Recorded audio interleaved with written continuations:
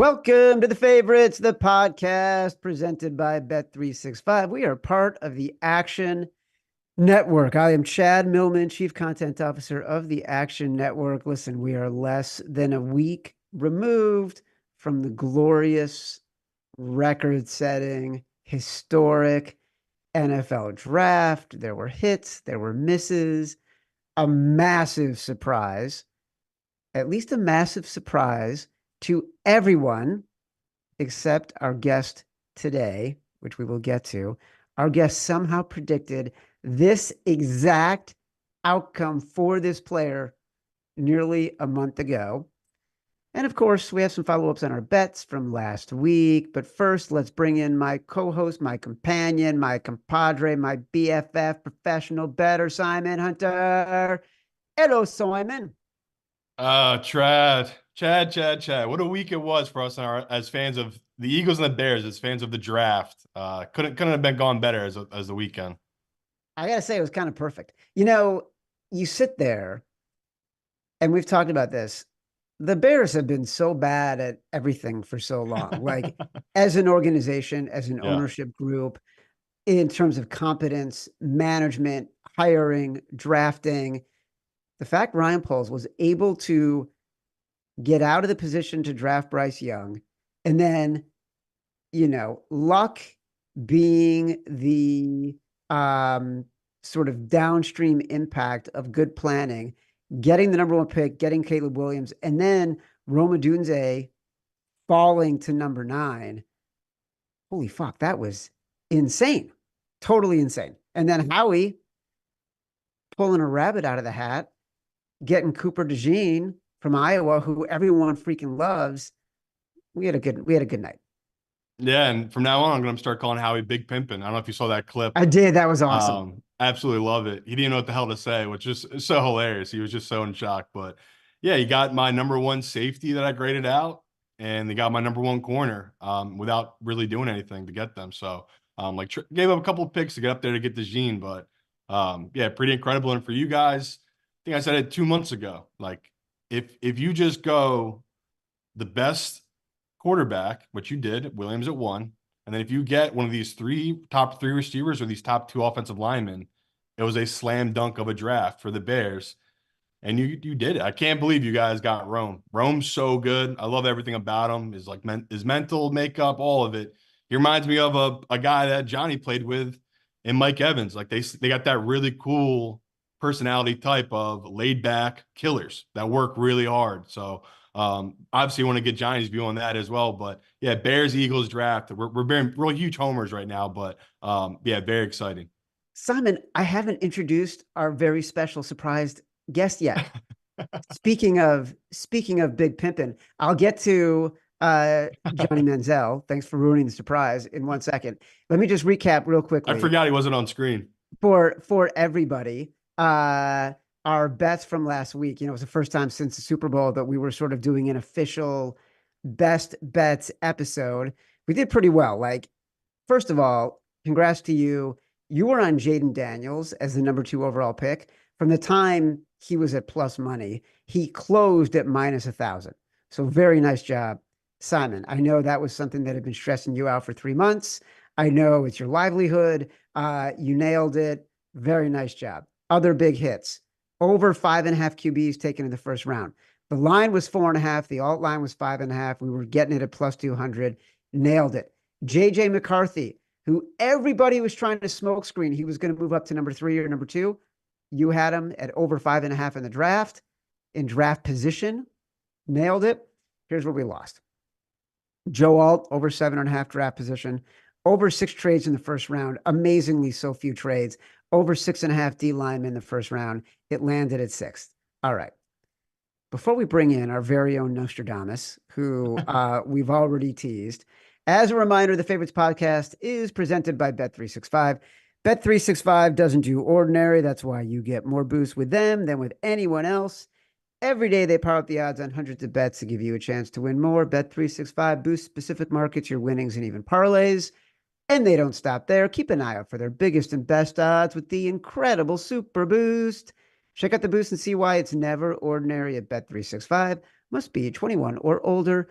and present in Arizona, Colorado, Indiana, Iowa, Louisiana, North Carolina, New Jersey, Ohio, Virginia, or 18 and older in Kentucky. Gambling problem? Call 1-800-GAMBLER or 1-800-BETS-OFF in Iowa. Terms, conditions, restrictions apply. Also, don't forget, catch every episode of The Favorites live on YouTube. If you are watching on YouTube right now, how can you not give us a like and subscribe to the Action Network YouTube page? All right. We're bringing back Johnny Football, Johnny Manziel. He's coming back for a few reasons. Here we go. Number one, he told great stories, had great analysis, not just last week, but all throughout the franchise mode series. There's been some very interesting Heisman news since he was on last week that I know he will have opinions about. We're going to get to that later in the show. But first, Johnny Manziel, before anybody else, in franchise mode, our series on the draft. You said Michael Penix would be a top 10 pick. The exact quote was, the biggest steal of the draft will be this guy going anywhere in the top 10. You feel vindicated today, Johnny? Yeah, I couldn't be happier. I think probably the best fit out of any place that he could have gone in the draft. I like him being in Atlanta, and I know a lot of people in Atlanta right now, and I saw a lot of reactions to the draft that people were like, what is going on? We just paid Kirk Cousins all this money, and now we're going to go spend even more money in our first-round pick on another quarterback. I think for Penix, this couldn't be any better as far as him getting a chance to sit, learn behind a guy who's been a veteran there in the league for a while. And, you know, my initial opinion when I saw the pick was Kirk Cousins is going to have a little stress this training camp. So explain a little bit, like, you were so far ahead of this. You were talking about this late March, early April, whenever we recorded the series. And I remember, I think I was in the control room when you made the comment about Michael Penix. And I was like, that is going to be a different take than anybody else doing any draft analysis has. Were you? Because, like, when that stuff happens, and we've talked about this on the show, Simon knows this too, there's a lot of talk in the weeks leading up to the draft, and you live this, about where guys are going to go, what the smoke screens are, what the true stories are. You are not known as a draft analyst. So explain to people how you came to that conclusion. Were you talking to people in the NFL, like getting a sense of where his positioning might be and that people liked him more than was being let on? You know, the NFL draft every single year has a lot of the same stuff to it, right? We get 2-3 weeks before the draft, everybody starts, you know, you'll hear positive spins throughout the whole way. And then once you start getting closer, these teams start, you know, they'll start putting some information out there about guys or scouts, or it's anonymous. And you kind of see things and see the trend of where this is going to go. So guys and teams in the NFL can go get the person that they really want to. And you know, the NFL, even behind the scenes, is still all about the drama and all about getting the people that they really want. And you're trying to trick and bamboozle a lot of different guys throughout this process. So for me, you know, what I heard through the draft process was nothing but positive things about Michael Penix, about the way his work ethic was, about the way his meetings were.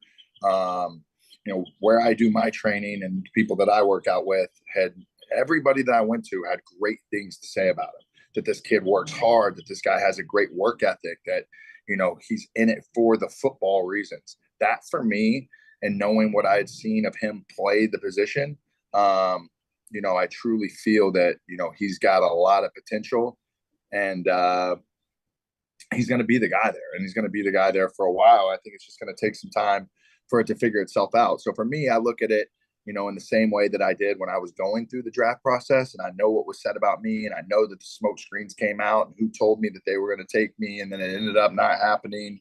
And just, it's a very slippery slope, especially once you get closer to the draft. So leading up to that, you know, I had a feeling that he has the talent of a first round player.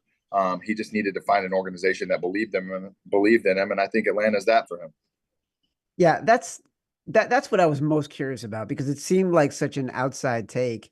It wouldn't be something that's coming just from film study. Like, you had to be hearing from people connected to the Well, league. here's the thing. That GM that you can tell having a talk with Arthur Blank as the pick is coming in, I guarantee you the owner of the Falcons is sitting there looking at him like, what are you doing?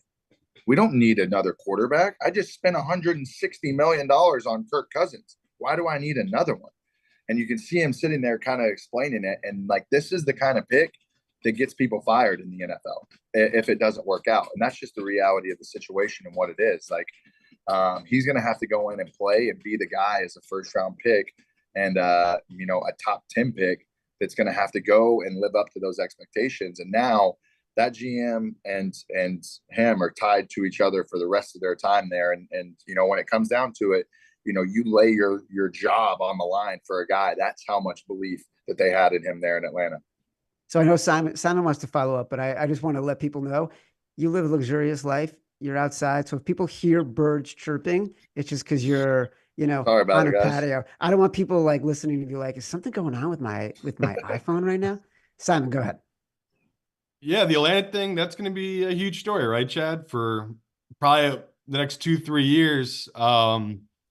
People that listen to the show know my opinion and Chad's opinion on Atlanta. We enjoyed betting on them, but we think their front office are not idiots, but they do a lot of dumb stuff. Like them taking a tight end instead of taking a quarterback years ago, they're paying for it now all these years later. And that's a real thing. Like they should have just taken Justin Fields. Who knows how he would have worked out, but it's probably better than Pitts has been for them, right? So that's the question here with the Falcons. They don't have the good graces of Green Bay, where Green Bay still took a ton of crap for drafting Jordan Love, but it made sense in some altitude of it. But my biggest thing from that Atlanta thing was, who is Kirk Cousins to be upset at Atlanta to be taking this? This guy, he's in no position. Like he's made a ton of money, but they're doing what's best for the organization. All he needs to do is produce. But I just thought that whole thing was bizarre with Kirk Cousins. But with you, Johnny, and your experience of everything you've dealt with and smoke screens, I mean, what is that like? Like on draft day, dealing with that kind of stuff, is it just making your head spin because there's just so much different noise coming from so many different directions?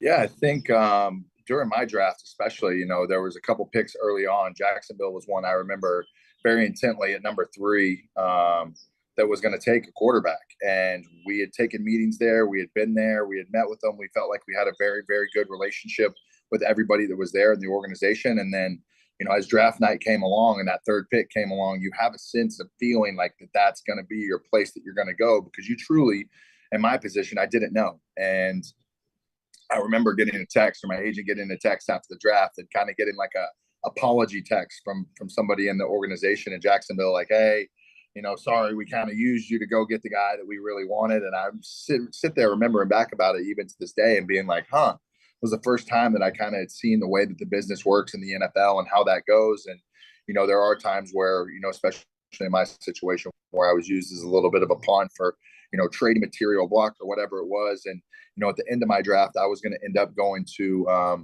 the 23rd pick was, I thought, what we thought was our, floor. And then the Browns ended up trading up to 22 to end up taking me in front of the team that was, that was looking at me. So there is a lot of smoke screens. And from the player perspective and the player side of it, you truly don't know what the heck is going on. Well, look, the story around JJ McCarthy was fascinating. And I feel like you can relate to that a little bit. Here's a guy who all through the draft, his draft position was bouncing around, as high as number 2, as low as late first round. And he was out there saying how great the conversation was with the Giants. You could get a sense a little bit afterwards that everybody was pushing out stories about how they felt about JJ McCarthy in ways to put themselves in a better position with the picks before where he was actually taken. As a player, how much is that messing with your head in those moments? Like it's supposed to be an incredible night. How much are you stressing, feeling the pressure of having been used as a smokescreen? I couldn't have felt more pressure, especially as you're sitting there. And what a lot of people don't understand about the NFL draft, and especially the first round in particular, is every pick that you slide is about $1 million, if not more. So knowing that going into it, as the clock would end and the pick would come off, I'd sit there and look at my sister or look at my dad and be like, well, there's another $1 million down the drain and another $1 million down the drain and another $1 million down the drain. So from a financial standpoint of what you're trying to do and trying to accomplish as well as a sense of pride in what you want to do. You know, you don't know the way these organizations are ran as you're sitting there being an NFL draft prospect. You don't know where your right fit is going to be. So as JJ McCarthy's sitting there for months before, not knowing where he's going to go, bouncing from this grade to that grade, to this team, to that team, I would feel that he had to have a little bit of stress behind that. But, at the end of the day, getting picked where he did with the coaching staff that he did, he should feel absolutely unbelievable. I think it's a great fit for him, a great coach that he has there, a great quarterback coach that he has there. I think he's going to walk into that room from day one and feel really comfortable, and it's going to remind him, just based on the coaches and people that he has around, of a lot of where he just came from at Michigan. How does your family keep your spirits up when you're dropping in the draft? Not a lot you can do, it's for the most part, you're sitting there trying to be as relaxed and as normal as possible. And I remember going to the NFL draft and sitting in the green room, and it's a very, just on a personal level, it's a very tough thing to sit there and maybe be the last person sitting in that green room, maybe having to show up to a day 2 to be a second round pick, when you sit there and you tell your friends and your family and like have all of these people come out to New York to watch your big day. And then that big day doesn't happen potentially the way that you had anticipated and hoped that it would. So, I mean, it's a very, very stressful point for not only you, but for your family and everybody involved. You have an agent here that gets the cut off of that. So every dollar comes out of his pocket as well. You got things that you want to do. These are your dreams and livelihood and everything you've ever wanted, coming to the forefront, and it's right in front of your face. And then you're just waiting on a team to come up and grab you. So it's excruciating. Yeah, that's fucking brutal. It just, it actually does sound terrible. Simon, do you want to jump in? I know you want to talk about Bo Nix a little bit. Yeah, and just the quarterbacks in general, where we're giving Johnny his flowers here for good reason for the Penix call, but I think I want listeners of the show and just in general to take this view of, just because people mock certain quarterbacks, certain places. That's why even last year I was talking about Bryce Young being a second round pick, and I took a lot of heat for it. Same kind of heat Johnny probably took here for saying Penix was a top 10 guy. It's like the NFL, these teams really do rate these guys differently. And I think that's a big thing too, a lesson learned for going forward in the future. Like, the quarterback position is just valued differently than it was even, say, 5 years ago. Like, the fact that a guy like Jalen Hurts was a second round pick, it would not happen anymore, right? A guy who's produced at 2 different top tier programs coming into the draft that's super athletic, he probably would be a back end first round, maybe middle of first round pick now. And I think we've seen that change now, where Bo Nix probably should have been a second round pick. That was not going to happen. And I mean, it's going to be shocking to hear to people, but Drake May had a second round grade on a lot of people's boards, which is crazy to hear, but that's just the reality of the scenario. And we heard from a lot of sources, Washington was going to take JJ, and if they didn't take Daniels, everyone thought it was Drake May, they were actually talking about JJ. So, I want people, take a step back here when they're really bashing Johnny here about the Penix thing, where it's like, that's how these draft grades work with these different quarterbacks, people. Like, it's really opinion based, where the difference is that small. So from Johnny's perspective, I want to hear, in your draft, were you, in your mind, like going into it, did you have people telling you were going to be a top 5 pick, or were you going into it just saying, I'm just hoping to be a first rounder here? Because I know a lot of people that had a second round grade on you. So I want to know, when you're hearing all that noise, but in your mind, you're like, I'm a first rounder. And there has to be some relief there that you were a first rounder, because you were looking like you were going to slide to the second round. Yeah, sure. I mean, the way the draft works is like, you're deciding, I left school early. So I decided I was going to go leave 2 years of eligibility left on the table, and I was going to go try my chances in the NFL draft. So with that, you send in your NFL draft papers, which is pretty much, you send in a form to a bunch of scouts essentially, and they come back with a collection of what they think your draft grade is going to be. So I got a 1-2 grade back on my papers. So I had a feeling going into it that I was going to be a first or a second round pick. For me in my draft, it was first round, or I'm going to go disappear for a couple weeks till I can get my head right. It was such like an ego thing for me to have to be a first round pick, that it didn't matter where, it didn't matter what. Like, I had to be that guy. I had to be, a 4-year contract with a 5th year option. And it was like, at that point in time of where I was at in my life meant the world to me. And, I think looking back, it's way more about fit and about who you get with and who believes in you as a coach, right? Because when I got to Cleveland, I had, offensive coaches that were very, very high on me, loved my potential and loved, things about my game. And then there are other people and parts of the organization that didn't whatsoever. So that's what I look at now as I sit here and think about, ranking the fits and ranking these guys and where they ended up. Like, I love Caleb in Chicago. I love Penix in Atlanta. I think that gives him a chance to be able to sit back and relax and learn and not have the pressure on him right away. I think Drake May is in a really, really sticky situation right now with what's going on in New England. I just truly don't feel they're good enough as a football team and have the pieces around him. I think he's going to come in and struggle early on because let's face it, he's most likely going to play early and early on. And then you look at McCarthy, a guy who has, a great situation where he's going into maybe a little competition throughout the camp, but, an amazing spot for him to be in. And then Bo Nix, for him to end up being a first-round pick and where he went with a guy like Sean Payton and a team like that, I mean, you look at the first round and it makes a lot of sense, and you can kind of see what these teams were thinking, but it really only takes one guy to find you and like you and be like, he's coming with us. Exactly like what you saw within Atlanta. So Bo Nix is so interesting because if you had said 12 months ago, built a parlay, Jaden Daniels to win the Heisman, Bo Nix and Jaden Daniels to go top 15 in the draft, you would have made the kind of money that Simon Hunter makes on every single bet that he wins. I mean, it was that long shot, that much of a long shot. So Bo Nix goes 12 to Sean Payton, and everyone is sort of Penix was 100 to 1 to go to Atlanta on the morning of the draft. I mean, it's insane. Yeah. But Bo Nix goes to Sean Payton, goes to the Broncos. It's an overreach by whatever the standard is, right? Like it's all made up currency. However we value players, like I've got a grade of him, 37 to 42, and not me, but like a draft analyst will say that he went 12. That's an overreach. Everyone's making it up. So Sean Payton likes this, but the very specific question I have for you, Johnny, is people got after Bo Nix because his average depth of target is less than 4 yards, and a lot of the yardage came from his receivers on yards after the catch.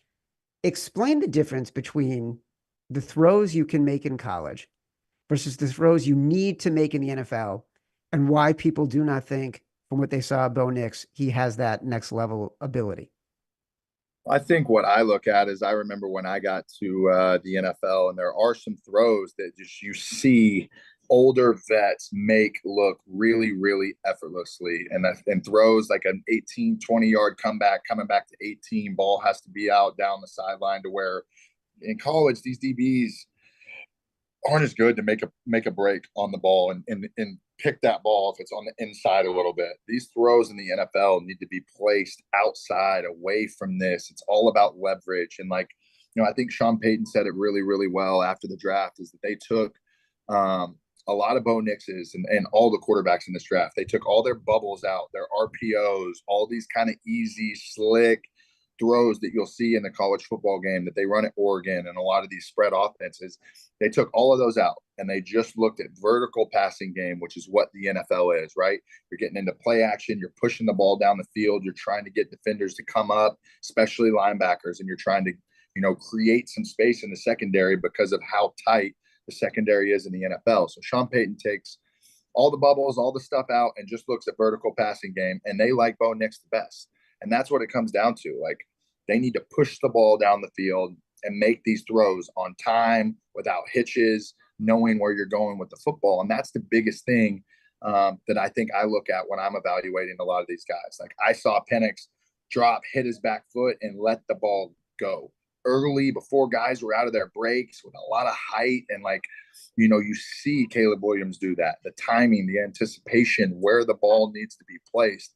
That's something that your casual everyday fan, is not going to be able to really, really see. Sure, they know it, but it's different than when you get into that film room after every day during training camp and they're sitting there grilling you every single day. Why is this ball inside? Why is this ball inside?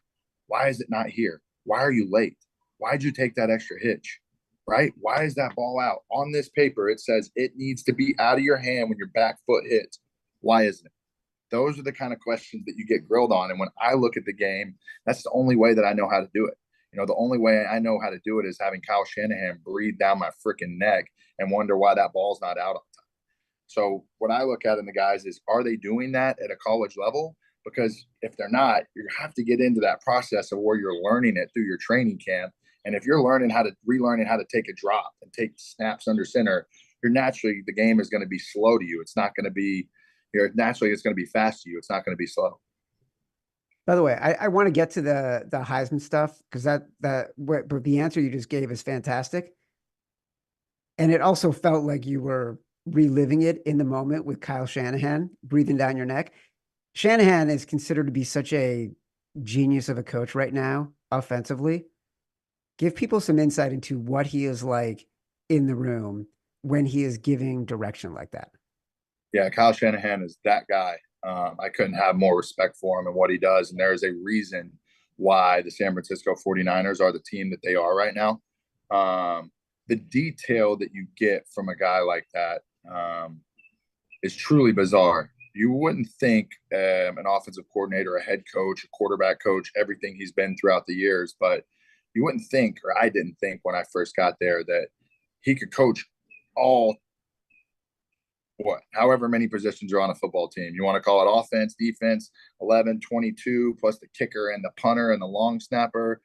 Let's call it like 25 positions, maybe 26 positions. He can coach every single one of them, from offensive linemen to where their hat placement goes. Like a stripe on their hat needs to be on this shoulder, right? Your hand needs to be here. We're never going to get that block. We're never going to be able to reach that technique. So the detail on what you have and what you get from a guy like that is something that'll stick with you for the rest of your life. I can sit here and watch a football game now and watch an outside zone play, a boring run that goes for 3 yards in a cloud of dust. And I sit there as a fan on a Saturday or a Sunday, whether it's college or the NFL, and I look, somebody will be sitting next to me and I'll go, freaking guy didn't have his hat placement in the right place. His hand was too far inside. He can't reach that. He's never going to get that. That ball's got to cut back, and it doesn't. So there's just certain things like that you see and that you learn that are so ingrained because of how detailed Kyle Shanahan is. And you see it with Purdy. You see that when he has that play action fake and he hits that back foot, he knows where his eyes are. He's trained, and there's just a way of training quarterbacks, especially in the NFL, that can, everything looks like a little chaos out here. And if you can dial it down and narrow it into this much where your eyes are in the right place, that's what Shanahan does so well. He gets your eyes in the right place, that if you trust him and you cut it off when you're supposed to, and when your feet tell you to, you're going to be really, really successful. So it was a really cool experience for me to be able to spend the year with him that I did. And he reminds me a lot of Cliff Kingsbury as well. Let me do a quick read here. Simon, can you name the fastest growing ticketing app in the United States? Game Time. That's right. It's Game Time. I love Game Time for 2 reasons. First, they still sponsor this show. Second, I use Game Time all the time. They have amazing last minute deals, including pro and college sports. Speaking of which, I'm opening Game Time from my house here in Connecticut right now. Look what I can get. New York Yankees this weekend, less than $40. I can also see the Mets for less than $10 tonight. No matter where you live, download the Game Time app. Get out, have some fun this week. You deserve it. You can redeem code favorites for $20 off your first purchase. Terms apply. Again, just download the Game Time app and use code favorites for $20 off your first purchase. Last minute tickets, lowest prices, guaranteed. All right, Johnny, you famously won the Heisman Trophy. You famously battled with the NCAA. This week, the NCAA gave back Reggie Bush his Heisman. You were very outspoken about him getting the Heisman back and the challenges with the NCAA. Give me your take on what happened. I also like that Reggie Bush has said he's still suing the NCAA. Give me your take on sort of how that drama ends from your point of view. Yeah, I think just the whole thing is just in its entirety is so amazing. I've throughout this process obviously been very vocal about Reggie and about my desire and my want and for me to see him get his trophy back. So, luckily last week I got to go to a Heisman Summit down in Florida and be with a lot of the guys as Reggie was getting his trophy back. And what an amazing thing. What a very cool experience to be a part of, right? A lot of people gave me credit for what happened. And I sit here today and feel ecstatic, not for myself or what was done, but for Reggie himself. There were a lot of things that came out, and Reggie said himself, like, that was as close and as low as I've ever been in my life when that thing got taken away from me, when my Heisman got taken away from me. So I had empathy for Reggie. I had a soft spot in my heart for a guy who had done so much for the game of college football that wasn't allowed to be there with us every single year. And I think it was wrong. And I'm so thankful for the Heisman Trust to be able to come to a decision like that. I'm so happy for Reggie to be able to walk into his house again and see his trophy and be able to do that, because I couldn't imagine putting myself in his shoes and having to go through that. And the first thing that I thought of whenever he got it back was, fuck the NCAA. Sorry for my language. Like, they deserve everything they have coming to them. And it's only a matter of time until we see the demise of the NCAA forever. I will be sitting here with a bucket of popcorn and my Heisman trophy right next to me, waiting for that day that I see that alert. You just mentioned something that was really interesting to me, which I don't think I understood. You said you were at a Heisman Trust meeting. So is that like the Heisman house? Are there just like a bunch of Heisman winners hanging out? Like, what happens there? We get a chance every year to go to New York for the ceremony. And then really outside of that, we don't have a lot of interaction other than the guys that you're kind of friends with in the Heisman house, I guess. So, this for us is continuing to keep our fraternity tight, continuing to get a chance to spend some time around true legends of the game of college football. The Heisman Trust itself does an amazing job for us at, allowing some events for us to come, do things for charity, what our future looks like as far as the Heisman Trophy. There's a lot of changes that are happening in college football right now. And I think, the Heisman Trust is aware of that. I think each and every one of us as members are aware of that. And collectively as a whole, I think every one of us wants the Heisman to be everything that it's supposed to be, from not just the trophy itself, but what they do as far as giving back, what they do as a Heisman trust as a whole. And they look to us for a lot of input on that. And luckily I'm one of the younger guys that gets a chance to sit back, and like, I don't have to thrust my opinion onto everything. I get a chance to sit back and be around guys like RG Griffin, who have won 2 of these things, who have been around and been involved with the trophy a lot longer than I have. I'm very much on the younger side of things, but at the end of the day, I feel each and every member, while some guys are at times more important than others, each and every member has a voice, and it means a lot to me. That trophy means a lot to me. That every winner there means a lot to me, and every person that's been involved with that trophy. It feels like when I go back and see everybody that it's 2012 all over again, and I'm just walking across that stage for the first time. It's one of the biggest things I've ever got to do in my life. Why wouldn't I take it serious? Yeah, It's interesting to me. Sam, I got one more follow-up, but you never think about the Heisman Trophy winners being buddies, right? Because it's an individual award, and like, you don't think about times when they would get together. So I'm just thinking about sort of, they have the commercial, the Heisman House, which is really funny, but the idea that kind of camaraderie and brotherhood actually exists. Is there like a Heisman winner text chain? Like, is it you? Are you and Matt Leinart and Reggie Bush? Like, are you guys all just texting each other about different things? There might be. I try my best and to look at it from my perspective. I think it means differently to each and every one of the guys. But for me, I think, when a guy wins it, I immediately get on Twitter or Instagram and I reach out and I say congratulations, and try to create a relationship from the first day that they walk across the stage. It's what a lot of guys did with me whenever I went to New York for the first time and I won. And luckily I got a chance to go back the next year and have some of those relationships already in place. So for me, I do a job myself in my own right of reaching out to the guys, saying what's up, trying my best to have a relationship with a lot of the guys that are there. You know, it's tough to have it with every single one over the years. We're all in different places, different ages, different things like that. But for me and what I want to do, you know, I want to be a guy who is open to anything that these guys could ever need from me, and, you know, be a friend and a brother here with whatever I could do. Yeah, I think we could all agree. The NFL, obviously, it's my first love, but there's no cooler award in sports than the Heisman. The Heisman is peak. It's just everything about it's cool. Everything, the whole ceremony too. All the guys on the stage, like you just talked about, the brotherhood.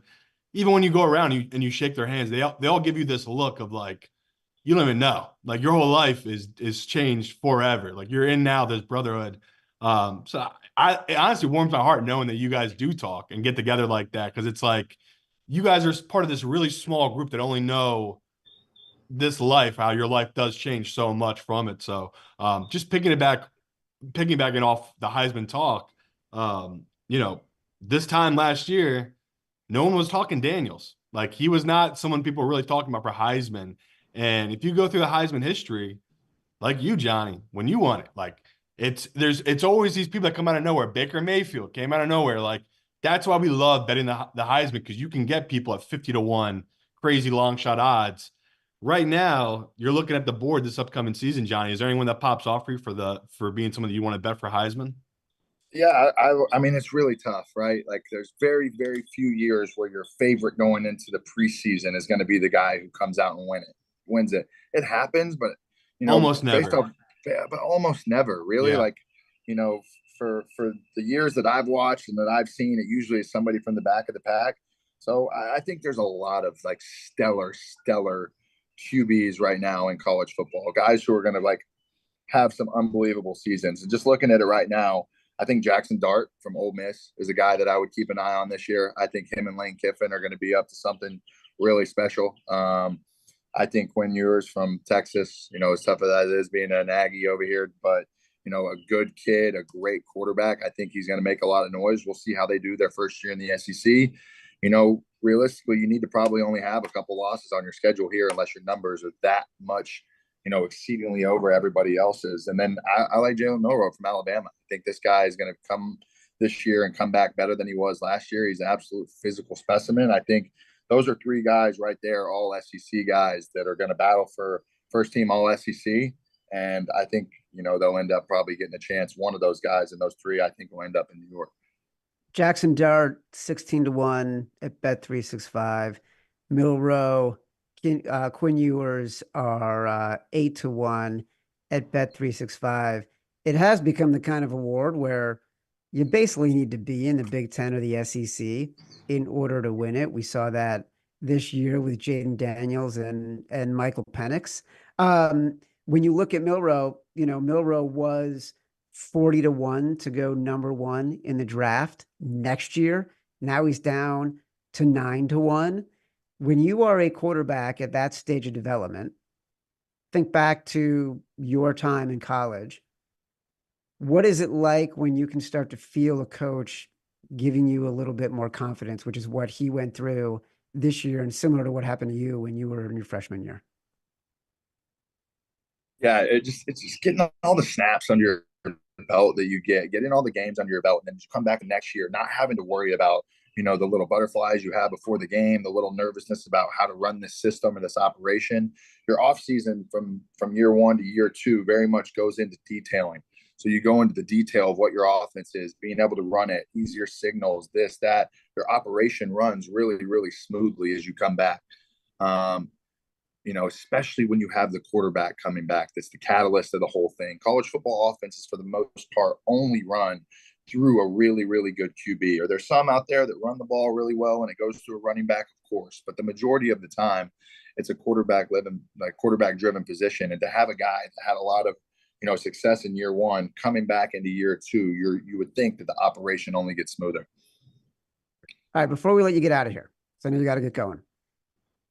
You were famously a dynamic football player in college, won the Heisman, as we discussed. Give Simon and I, give us your favorite, most dynamic college football players you've personally seen, sort of your 5 faves, for lack of a better term? Yeah, I mean, from my time, is the guys that I've seen in person or guys that I've seen on film or like just college football in general. I would say guys that you've seen in our generation, say going back the past 20 years, because the game changes so much, right? So, like, the way you were playing it is different than the way, people were playing it in the 1970s. People will go back and say, Archie Griffin is one of the greatest college football players ever. Different game. So let's think about it in the context of today's game. I think guys who changed the game a lot, guys who were the most fun and electric that I got to watch. I think Reggie Bush is very, very high up at the top of that list. I think the guy who finished number 2 in the Heisman that year is just an absolute electric player who was a guy who I modeled a lot of my game after. But Vince Young was a guy who was an absolute legend. I loved watching Tavon Austin when he was at West Virginia. That guy really, really, really moved the needle. A guy that a lot of people forget about that I love to watch was DeAnthony Thomas at Oregon around my time, was an absolute stud. And then, last, the guy you have to give so much credit to for changing the way that the whole quarterback game was like really played, as far as like the era that we're in now, right? I think you can't have a list of exciting college football players without having Lamar Jackson on that list. That's right. God, And Tavon Austin and DeAnthony Thomas. You forget about DeAnthony Thomas. Beast, an absolute beast. Just watching him and some of the plays that he made at Oregon was just crazy. Another guy that's forgot about who was in my class, who was amazing at Ohio State. I loved watching Braxton Miller. I thought Braxton Miller, he was the #1 quarterback coming out of my class, ended up going to Ohio State. There's still a spin move that he hit that I still can play in my head any day. That the guy was just an absolute freak, that he was at Ohio State. And college football is so hard, man. You can't, negate it to 5, especially over 20 years. Like over the last 20 years, there's been probably, 15, 20 guys that have truly, truly moved the needle. And it's not just a quarterback, not just a running back, receiver. Like the college game, the beauty of it is you get to see so much raw talent, against, every single Saturday. So it's an unbelievable game, one that I love watching, and, excited to see what this next season up brings too. No one ever said Joe Alt. No one, the guy's 6'8", 325. He's putting his hand in the right place. He's getting his helmet, if the proverbial stripe is in the right spot. The guy's massive. I mean, look, did you see the draft when he stood up and then he had to lift his dad out of the couch because his dad, I mean, come on, let's give Joe Alt some credit. You got to. He's also sitting there with about $38-39 million a day. So, I think he's just going to be chilling, probably having a barbecue or something. That's what the O linemen pretty much like to do. They're a little bit more laid back group than the skill players. He deserves it. As a reminder, the Favorites podcast is presented by Bet365. Bet365 doesn't do ordinary. That's why you get more boosts with them than with anyone else. Every day they power up the odds on hundreds of bets to give you a chance to win more. Bet365 boosts specific markets, your winnings, and even parlays. And they don't stop there. Keep an eye out for their biggest and best odds with the incredible Super Boost. Check out the boosts and see why it's never ordinary at Bet365. Must be 21 or older and present in Arizona, Colorado, Indiana, Iowa, Louisiana, North Carolina, New Jersey, Ohio, Virginia, or 18 and older in Kentucky. Gambling problem, call 1-800-GAMBLER or 1-800-BETS-OFF. In Iowa, terms, conditions, restrictions apply. Simon, I want to thank Johnny Football, Johnny Manziel, prognosticator extraordinaire, the man who nailed Michael Penix as a top 10 draft pick this year in franchise mode. Johnny, great having you again, brother. Great work. Thank you, boys, as always. It's always a good time. Simon and I will be back next week with our NFL draft grades for every NFL team, thinking about win totals, looking ahead to futures, things like that. Be sure to catch our next episode of The Favorites on the Action Network YouTube page this Thursday, 11 a.m. Eastern, our Kentucky Derby edition. Download us from Spotify, Apple Pods, wherever you get your pods. Rate, review, subscribe, leave us 5 stars, say whatever you want. Feedback is a gift. Until Thursday, love you.